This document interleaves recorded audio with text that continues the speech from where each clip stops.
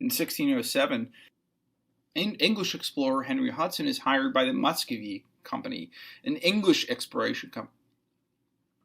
Henry Hudson, an English explorer, is hired by the Muscovy Company, an English trading cartel, and his task is, of course, to discover the northern route to the Spice Lands, to China, i.e., the Northwest Passage. As he approaches the North American continent, however, he's blocked by enormous icebergs and the remnants of that glacier that we had talked about in the first lecture. With his crew half frozen and threatening mutiny, Hudson then considers turning west, running 5,000 miles across the Atlantic Ocean, finally arriving at what is now called Nova Scotia. He then orders the remaining members of his crew to scour the area of Nova Scotia fruitlessly in an attempt to discover this Northwest Passage, which never existed to begin with. If the goal of the first voyage in 1607 was to find the Northwest Passage for the Muscovy Company, the British company, it was, of course, an ultimate failure. Okay, but Henry Hudson also is commissioned by the Dutch for a second voyage 2 years later in 1609, and that's where our story begins for this lecture.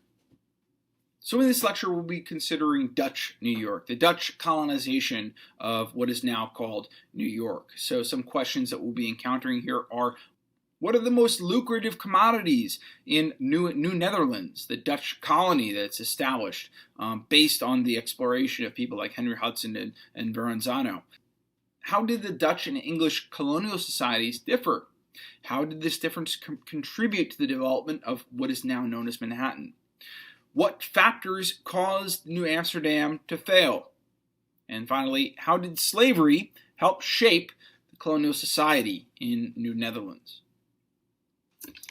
So in 1609, the Dutch East India Company, a Dutch trading company, commissions Hudson, after his failed voyage for the English, commissions Hudson now to attempt to locate the Northwest Passage.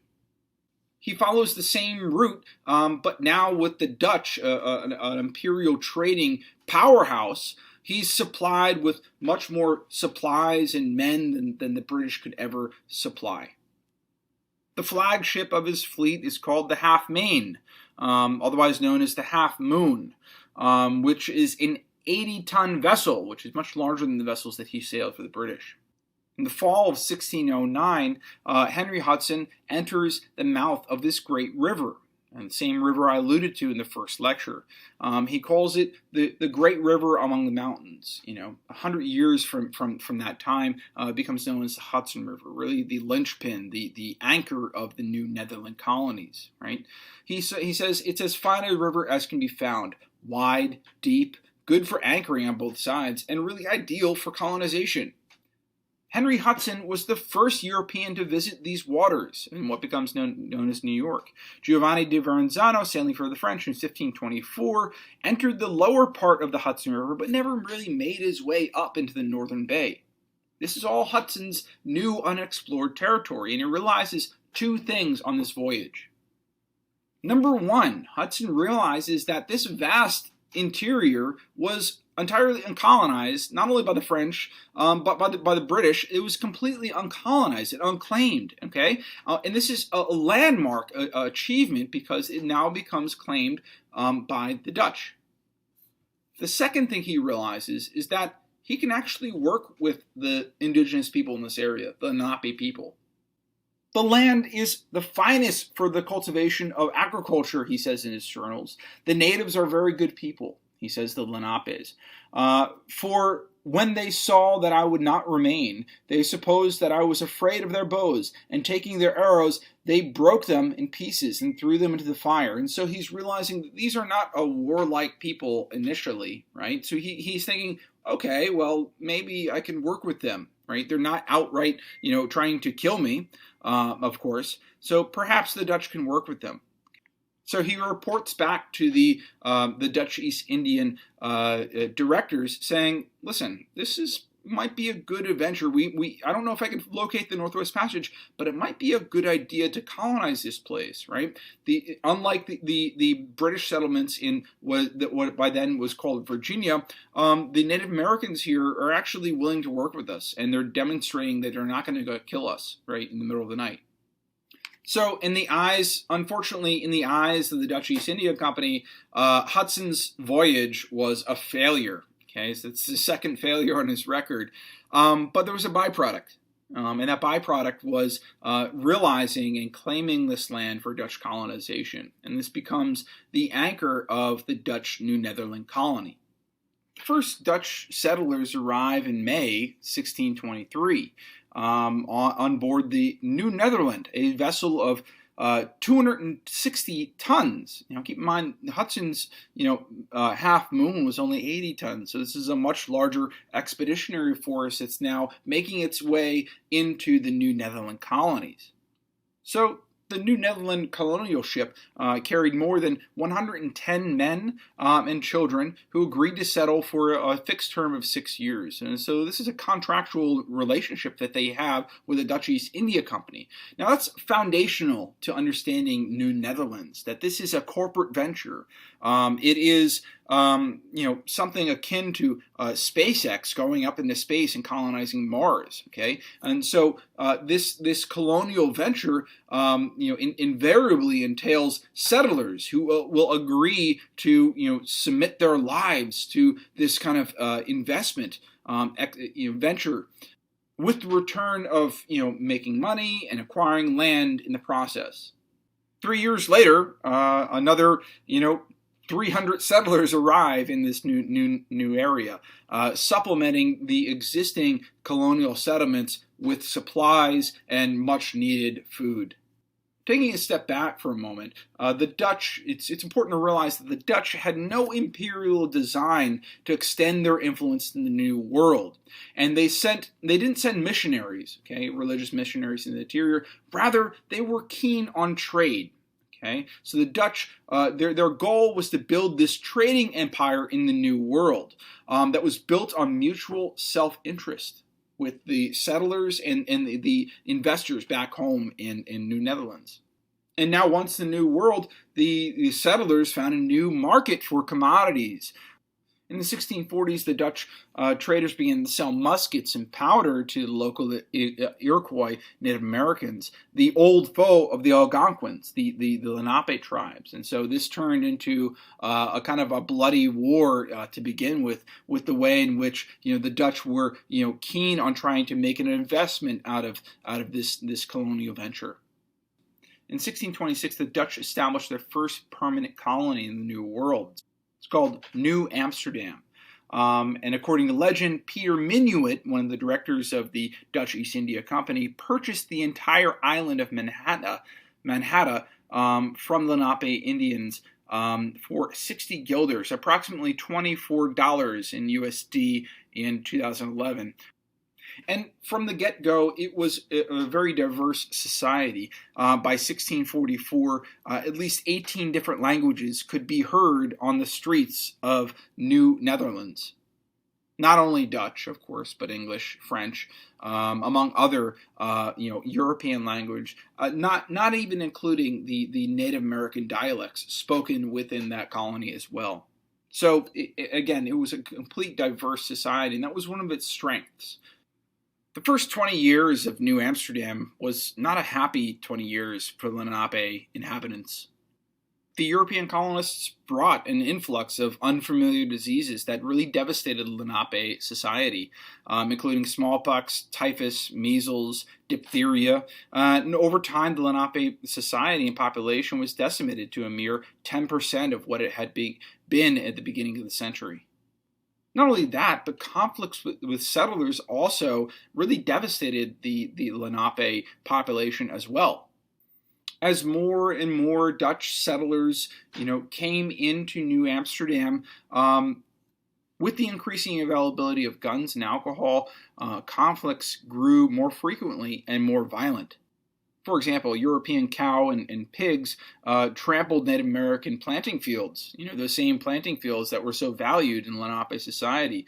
While also, Dutch settlers began cutting down the forests for firewood, those same forests that the Lenapes had so much depended on for hunting. Lenapes also retaliated to this kind of devastation of the land by killing the livestock of many of these Dutch settlers, and occasionally the owners of those livestock as well. Overall, however, in relation to the other English and French colonies in the New World, the Dutch were relatively bloodless, especially considering all the bloodshed with the English colonies, both in the north in the Plymouth Society and in the south, the Virginian colony. And this is partly because of the way in which the Dutch society, and specifically the Dutch East India Company, instructed the settlers to maintain peace with the inhabitants of the area. For example, Dutch laws punished settlers who committed offenses against Native Americans. And this kind of speaks to this idea that the Dutch weren't in this game, this colonial game, to dominate the land and use it to expand their empire, but they were merely in it to make a buck, right? They were only willing to colonize the New World as far as it will be profitable for their independent companies back in Netherlands. If you look on our map here, at the very southern tip of the Manhattan Island, you'll notice a stone bastion indicated on the map, and that's actually a stone wall. And that's actually a stone wall erected in 1635 that later, becomes known as Wall Street. And this stone wall, this stone bastion, was constructed at the very northern boundaries of the Dutch colonial occupation force as a way to buttress against, unwanted attacks from the Lenape Native Americans in the north, but also attacks against the British as well. The Dutch and the English, by this time, are fierce rivals, not only in trade, but in military as well. And by the time that Wall Street, this stone bastion, is constructed, the Dutch society in New Netherlands is very much a ramshackle society. So if you think about, depictions of the Wild West in American cinema, that's a pretty good indication of what society was like at New Amsterdam before Wall Street, or the stone bastion that refers to its name, was constructed. William Kieft, however, is a big game changer. So in the 1630s, the Dutch East India Company appoints William Kieft as the new Director General of the New Amsterdam colony, and he arrives on the colony in 1638. Kieft, like most corporate leaders in Netherlands at the time, was a merchant with excellent family connections. He was an aristocrat by all means, but he was also rumored to be somewhat of a crook as well. And so some of his personal diaries are materials that historians look back to get a sense of what early New Amsterdam was like when he arrived. And when he arrived, everywhere Kieft looked, he saw chaos, squalor, dilapidation. Fort Amsterdam, the very southern tip of what is now Manhattan, lay in what he said in his journals as a totally and wholly in a ruinous condition, so that people can go in and out, from all sides of the fort. It was really not any protective measure at all. And also, the society wasn't very much organized. When Kieft arrived in New Amsterdam, 1/4 of the town's buildings were actually bars or tobacco shops. And this contributed to immoderate and excessive drinking all over the island. In reality, this probably came as no surprise to the company officials back in the Netherlands, as their profits for liquor sales actually increased substantially since the establishment of this new colony. So once he takes power, Director Kieft establishes two specific directives. First of all, he attempts to tax the native inhabitants, which of course does not go over well. The second thing he does is he attempts to forbid the sale of alcohol to Native Americans, because he realizes that this might be a catalyst in the acrimonious relationship that Dutch settlers have with the Native American inhabitants. And so he places huge fines on and banishment from the colony for anyone that is breaking these rules of selling alcohol to the Lenape people. Unfortunately, almost as soon as William Kieft, establishes power in New Amsterdam, the Dutch economy collapses. Back in Europe, Holland was seized by what was then known as tulip mania, and this is a bizarre speculative frenzy that boosted the price of tulips to unheard of levels. And with any boom in capitalist society, there's ultimately a collapse. And that's exactly what happened on February 1637. The Dutch economy collapsed. Why? Because of tulips. This had drastic repercussions for the New Amsterdam colony. It wiped out innumerable unwary investors, generating widespread unemployment, not only in New Amsterdam colony, but of course within the Netherlands as well. So the Dutch investors back home had serious decisions to make. In order to make their ventures profitable in the New World, they had to reconsider leadership. They had to reconsider the purpose of settling this New World. And that's where Peter Stuyvesant comes into our story. Investors back home appoint a new director of the New Netherland colony, Peter Stuyvesant. And in March 1647, not 10 years after William Kieft took power, Peter Stuyvesant arrives with new directives from the investors back home to make this colony profitable. And it's worth exploring Stuyvesant's life, in particular his background, because it'll help us understand, what he's bringing to the table with New Amsterdam once he's appointed as Director General in New Amsterdam. Stuyvesant had worked for the Dutch West India Company for most of his life. In 1630, he was assigned as the commercial agent for the Dutch colonies in what is now South America. And that's actually where he loses his leg, his infamous, peg leg that he actually, is known for in the Dutch New Netherland colony. So he loses his leg in a battle between colonists, Spanish colonists in South America, on what is now known as Brazil. So he's taking all of this experience with him. He realizes that colonization is no joke, that it requires organization, it requires discipline, it requires laws and morals for a society to function properly, especially a society that is supposed to produce profits for the investing corporation back home in Europe. And so when he arrives in New Netherlands in March 1647, he sees a society far from the expectations of investors back home. He records in his journals when he first arrives, there are barely 300 people, men that are capable of bearing arms in case of a colonial attack, who remained in the entire colony. Around 700 people cowered in makeshift huts when he arrived around the Fort New Amsterdam, that southern tip fort, which, once he arrived, Stuyvesant said, he found resembling more of a molehill than an actual fortress. It didn't even have a gate with walls and bastions trodden underfoot by men and cattle. Okay, and then he goes to visit William Kieft. Governor Kieft was holed up in his quarters, drinking himself to oblivion. The rest of New Amsterdam's besotted inhabitants were, according to Stuyvesant, grown very mild and loose in their morals. So Stuyvesant had his work cut out for him. He wanted to rule over a colony that was more compact, more godly, meaning that they would worship God, and more amenable to lawful regulations that he thought could whip this country into shape. Stuyvesant was also strictly Protestant, so that means that once he's in power, he's going to make sure that people, are practicing by Sabbath laws. That persecution and torture of Quakers in the New York area was banned. He's going to also, look negatively on other religious denominations in this area, including Quakers. But he's going to ban the sale of alcohol before 9 p.m. So basically, he puts in place a Protestant kind of work ethic, or he attempts to, at least, within the New Amsterdam colony. As he's establishing his power, as Stuyvesant is establishing his administration in the New Amsterdam colony, he writes back to the investors in Holland.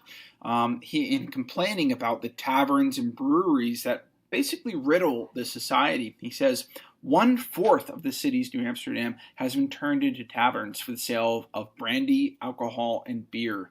And he sees this as the major flaw in society, that there is no laws regulating people's behavior. And this is something that he attempts to put in place, trying to transpose his Protestant ethic onto New Amsterdam society in an effort to make it more profitable for investors back in Europe. For example, he says no drinking on Sunday, no public knife fighting, of course. There are fines for speeding with your horse and carriage down Broadway. There's also fines for missing church, too. So, with these laws, you can get the kind of sense of what kind of society that Stuyvesant is trying to put in place once he arrives on the New Amsterdam colony. One thing to know about the Dutch New Amsterdam colony was that it was really a city of slaves. Slavery built the city, and slavery built the Dutch economy, which was later, conquered by the English. And in New Amsterdam, enslaved people were employed in various different aspects of the economy as it emerged. So enslaved people, largely African enslaved people, were employed largely as domestic servants, as artisanal trades. For example, the creation of furniture and silverware, and they came to practice in increasing numbers, especially as the English began to dominate the society by 1664. Slaveholders in New Amsterdam constituted a broad cross-section of the community, with the wealthiest landowners owning the largest number of enslaved people. On average, slave owners in New York had slave owners in New Amsterdam had at least one or two African enslaved people, which is actually the largest proportion of enslaved people to owners north of Virginia. With this large population of enslaved Africans in the society, there is also the prevalence of free black communities. For example, in 1644, a free black community was established in the outlying areas of New Amsterdam. And this mostly consisted of blacks who were freed by their slave owners and were given plots of land to farm and contribute to society. In 1664, when Stuyvesant ultimately surrendered the New Amsterdam colony to the British, he counted about 1,500 whites, 300 enslaved people, and 75 freed men. In New Amsterdam, merchants acquired enslaved people to fill out their crews, especially they didn't have to pay them on a regular basis, to toil on docks and to do other domestic services. Shipbuilders, for example, put them to work at the bustling East River yards, building ships. Coppers, butchers, carpenters, blacksmiths, tinners, and other artisans also employed slave labor in their practices. So altogether, the New Amsterdam colony, the foundation of the economy in this colonial enterprise, was based largely on slave labor. In fact, the Wall Street stone bastion that was constructed in 1635 was actually largely built by slave laborers. Slavery in New York really changes, however, when the British take control in the 1660s.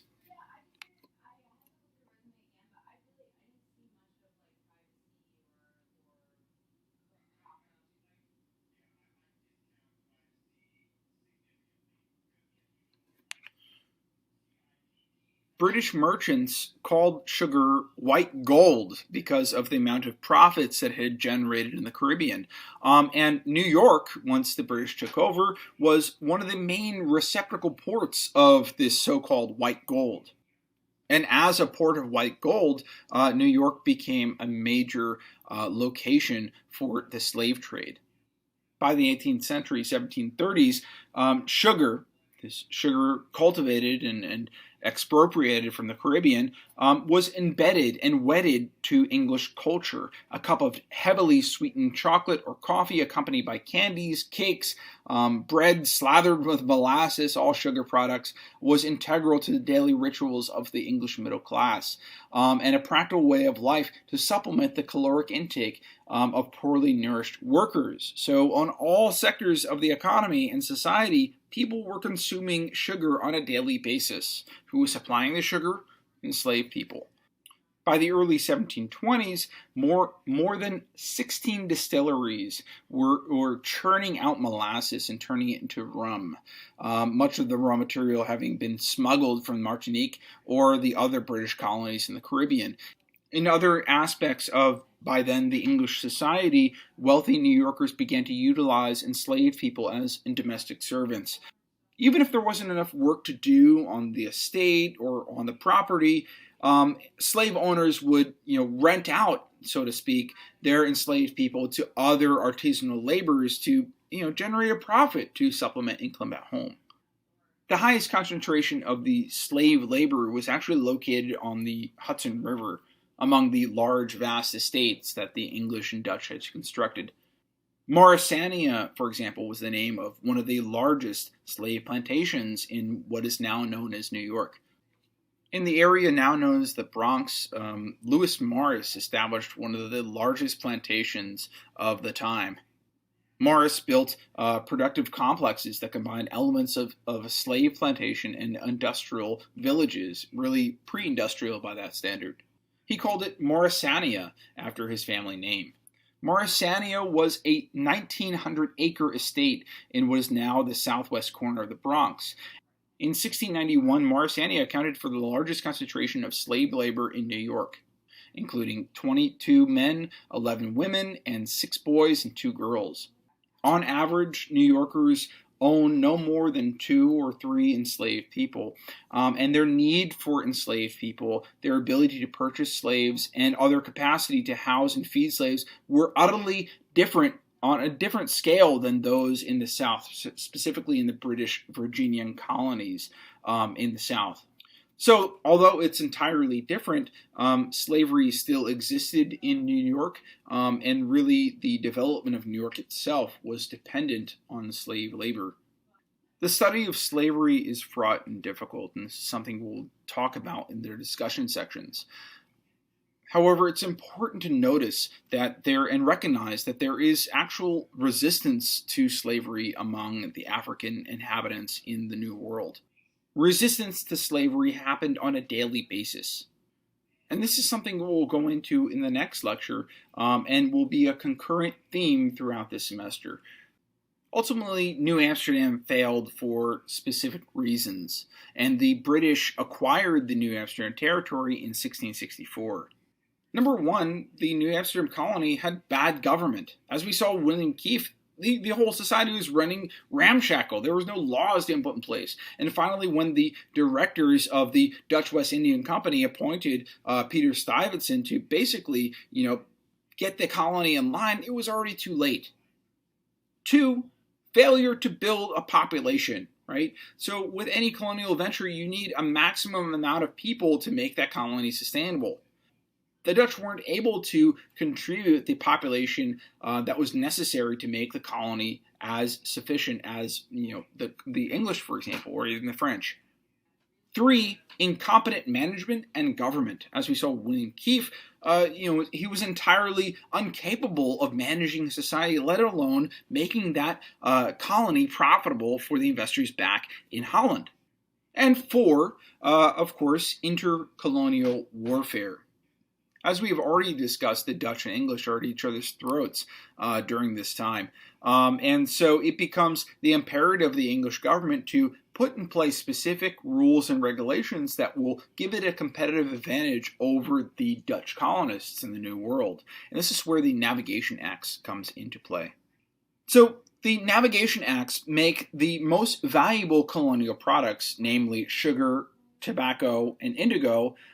They make sure that any English ship that is trading in these products, it's now a law for them to pass through English ports, right? Meaning that the English can collect taxes on those laws, which contributes to the amount of money, public funds, that it can pour into its navy. And by 1664, the British Navy amasses an armada that basically intimidates the Dutch colonists on New Netherlands. They arrive on the shores of Brooklyn, what is now known as Brooklyn, on Gravesend. This is something we'll come to later, and send an advance party of 500 soldiers into the interior, basically to broker a relationship with the Dutch governors there, namely Peter Stuyvesant. For all of Peter Stuyvesant's efforts, he was unsuccessful to reinvigorate the Dutch economy. The Dutch investors saw no point in resistance. Poorly managed, discredited in the eyes of the settlers themselves, the Dutch experiment had really ended in 1664. Ultimately, no one was prepared to lift a musket to defend it from the British. They were actually willing to say, come in, help us, survive on our own, because people actually couldn't put bread on the table. And so from 1664 onward, at least until the American Revolution, what was once the New Amsterdam colony becomes now known as New York. New York, named after King James I, the Duke of York, the younger brother of King Charles II. And once in power by 1690s, the British make a series of capital improvements, basically developing infrastructure to facilitate this new British economy. For example, they create a series of Protestant churches, really Anglican churches. For example, Trinity Church on Broadway and Wall Street was created partially with the funds of pirates who were operating in this port city at the time. Another example, in 1731, a slave market was established on Wall Street, and something we'll be talking about later.